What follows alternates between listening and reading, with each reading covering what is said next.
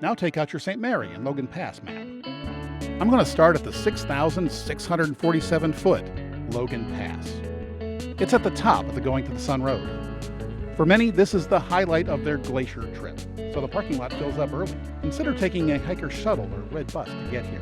This is a great place to sightsee. The valley views are incredible, and there's often wildlife. And the weather can change at any moment. Of course, there's also a visitor center and a gift shop. But for we hikers, the best thing about being here is the trails.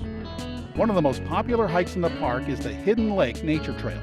This 2.7-mile round trip begins on the paved path behind the visitor center.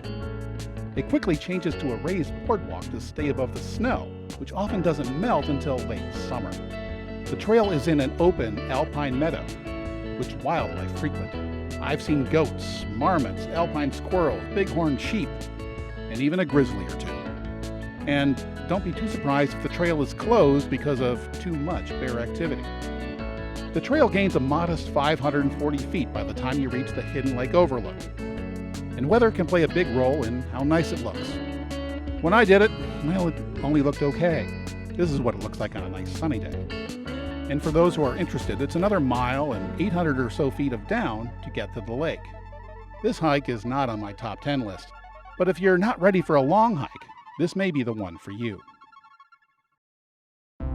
This is the Garden Wall, and one of my favorite trails is carved into it. The Highline Trail. I've taken 3 different day hikes from this trailhead. Another one will take you all the way to Canada, as this is part of the Continental Divide Trail. The Lunch Spot hike is only about 4 miles round trip. It's about 11.5 miles to the Loop route. And if you include a steep spur trail to Grinnell Glacier Overlook, then you can add a couple of miles. Though this is called the Loop route, the trail isn't a loop. It requires a hiker shuttle to get back to Logan Pass. My favorite hike from this trailhead is the 15.2-mile route to Swiftcurrent via Swiftcurrent Pass. And yes, I'll talk about how to get back to Logan Pass a bit later. The trailhead is across the street from the Logan Pass sign. I'm going to talk about the shortest version of this hike first.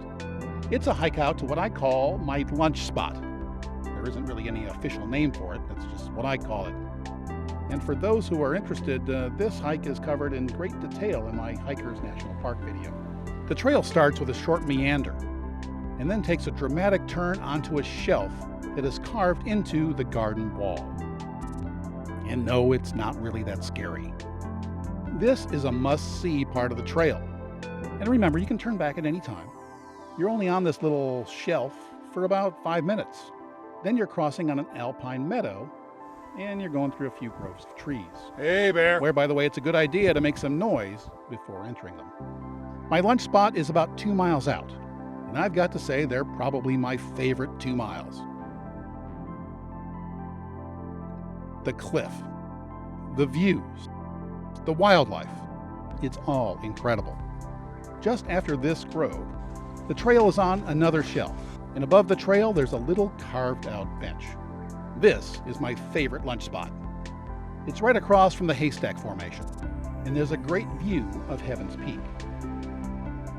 Even with stops along the way, it only takes about an hour to get here. And it's pretty flat, so it's not too difficult.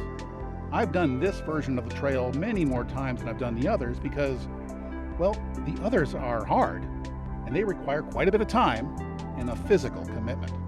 I tend to ask passers-by if they've seen anything interesting. Some don't have much to say. But this couple saw a bear chasing a goat in the next meadow. A quarter mile away, I captured a grizzly, and briefly her kids. Boy, am I glad I bought the 600mm lens. This is an incredible spot, and sometimes, well, it moves me to say incredibly sappy things to the camera, but I'm not going to bore you with that. A jaunt to my lunch spot and back only takes 2 to 3 hours, and they are amazing hours. The route to Granite Chalet goes up a switchback over the haystack. The chalet and Logan Pass are at about the same altitude, but the trail goes up and down between the two, so it's hard to guess the total elevation gain. I've heard estimates in the range of 795 feet, so let's use that one. Except for this 300-footish switchback, the trail is gradual enough that you never really notice the grade. The top of the haystack is at about 7,300 feet, and it has some great views. After that, the trail clings to a ridge, and there are some great views along the way, including the one of Granite Park. Just before the 7-mile point, there's a signpost and a trail that goes straight up 900 feet in just 9/10 of a mile. I did this spur trail when I did the Loop Trail. It's a soul-crunching slog that seems never to end. But when it does, you're on top of the Continental Divide at about 7,500 feet. And yes, we've been on that monster trail. I didn't spend much time up there as I breathlessly looked down at Salamander and Granite glaciers. And frankly, I was too tired to take any more pictures. This was not an easy spur trail. Granite Park is a small compound. You can stay in hostel-style rooms if you're lucky enough to get reservations. But you need to bring your own sleeping bag. There are 12 guest rooms with 2 to 6 beds each. There's no power, but there is propane for cooking. There's a little camp store that's open for everyone. Remarkably, horses bring the items up here so you can buy a snack and get something else to drink. And by the way, you'll pack out whatever you buy. From Granite Park, there's another spur trail. This one goes to Swiftcurrent Lookout. To complete the Loop Trail, go down 2,300 feet through a recent burn area to the Loop on the Going to the Sun Road. And I wish I had hiking poles when I did it. Going down is pretty rough on the joints. By the time you get here from Logan Pass, you've covered about 11.8 miles. But if you went up to the overlook, you've covered 13.6 miles and gone up 1,800 feet and gone down about 3,300 feet. And oddly, the Loop Trail is not a loop. A free hiker shuttle can get you back to Logan Pass. But make sure you get down here before the last run of the day. And of course, you can start here and go up to Granite Chalet. From here, it's an 8.4-mile hike with about 2,300 feet of up and then down. From Granite Park to the Swiftcurrent Motor Inn, there are about 6.6 miles on the Swiftcurrent Pass trail. The first mile or so includes about 200 to 300 feet of up. But after that is one of my favorite views in the park. This is Swiftcurrent Valley. It's a view that is earned in sweat. I've done it twice and I really hope to do it again. The valley floor is about 2,300 feet below, and the view from the valley is quite nice. I describe it in detail in my Bullhead Lake hike in the Many Glaciers segment. The hike from Logan Pass to Swiftcurrent is one of my favorites. If you're in good shape, I highly recommend it. If you're not, remember that rescue is hours away.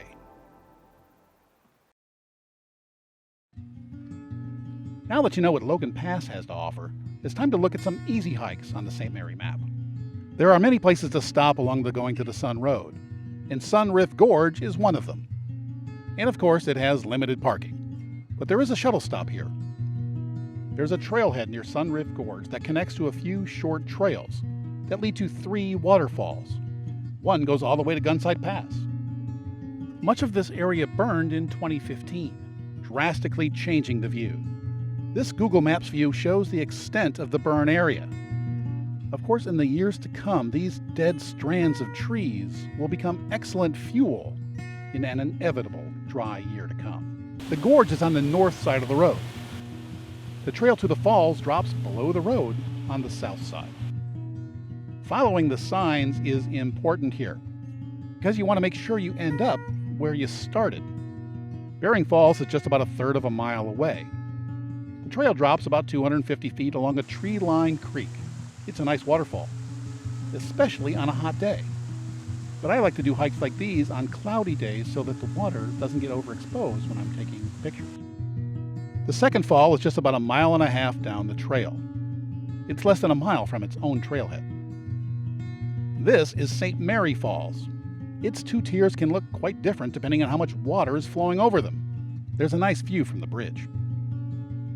A couple of 100 yards further is a large cascade. As a photographer, this is my favorite feature of the trail, as there are several interesting places to put the tripod. Less than a mile later, you're at Virginia Falls. It's 86 feet tall, and a nice way to end the hike. Of course, you have to hike back too, but you know what I mean. The hike back is pretty easy, except for the 250-foot climb up to the Sun Road.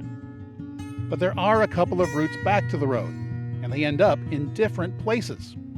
I took the wrong path, so when I got up to the road, my car wasn't there. I had a feeling it was to the right, and 15 or so minutes later, I found my car.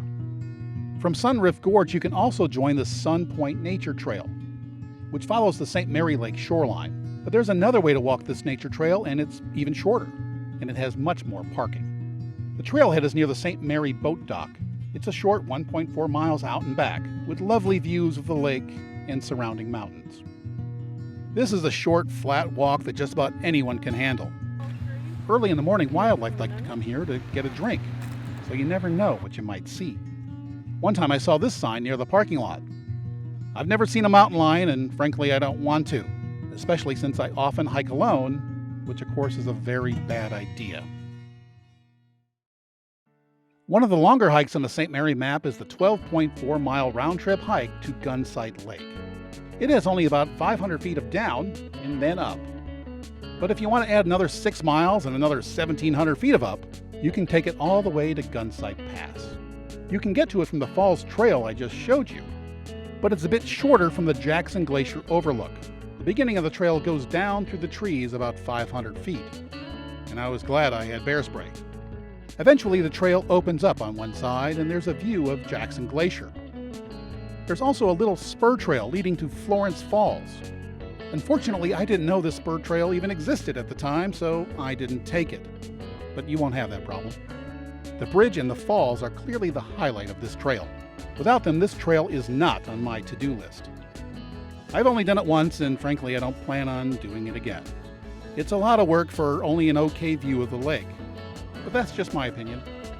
And if I had been there on a day when the weather was really interesting, I might feel completely differently. Now, I've never been up to Gunsight Pass or Jackson Glacier, but I've heard the glacier is quite interesting. Maybe one day. From Jackson Glacier Overlook, there's another trail on the opposite side of the road. It connects to the Piegan Pass trail. But if you drive west on the Sun Road to Siyeh Bend, you'll find another parking lot and a trail for Piegan Pass and Siyeh Pass. Many say that these are some of the best hikes in the park. Piegan Pass is a 9-mile round trip, while gaining only 1,750 feet. It tops out at about 76 or so hundred feet. Siyeh Bend is about the same length, but it's 300 feet higher. It might be the highest peak in the park. After following the creek for a bit, the trail goes through dense forest. I've seen bear skid on the trail, so again, carrying bear spray is a good idea. After a little more than a mile, the trail hits a T. This is where we meet the trail from the Jackson Glacier Overlook. We want to go to the left. You'll cross a creek or two, but your feet should stay dry. There's another trail junction. To the right is the splendid Siyeh Pass. At this point, the trees are kind of thinning out, and soon there's an open scree field, and there's quite a slope. There's a great view of Jackson Glacier to the south. There's also a nice view of Piegan Glacier. It's the only glacier in the park that has not shrunk significantly in the last 80 years or so.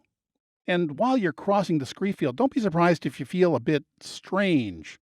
The reference points are so far away and the slope is so severe that, well, frankly, I felt a little vertigo-ish. Of course, that might have been my sinus infection too, but anyway, it's kind of interesting.